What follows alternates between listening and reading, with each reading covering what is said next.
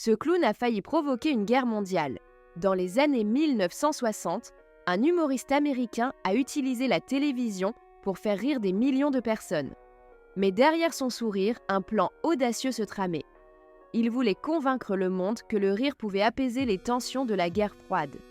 Beaucoup pensaient dès qu'il était fou. Pourtant, son émission remportait un succès incroyable. Il a même été invité à la Maison-Blanche par des dirigeants en pleine crise, imagine ça. Un simple comique au cœur des négociations secrètes entre superpuissances. Un jour, il a mis en scène une blague sur un missile nucléaire. Son audience a ri, mais la situation était périlleuse. Une réaction inattendue a eu lieu. Les militaires ont pris cette farce comme une provocation. Les tensions sont montées et la menace d'un conflit s'est intensifiée. Cette blague a en réalité amené à une discussion plus profonde. Les dirigeants ont commencé à réaliser que l'humour pouvait être un outil diplomatique. Les rires ont fait baisser la garde. Les négociations ont avancé.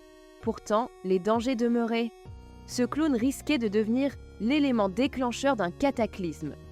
Les jours suivants sont devenus critiques. La presse a commencé à couvrir l'histoire sous un nouvel angle. Ce clown n'était pas seulement un comédien, il était devenu un acteur incontournable de la politique internationale.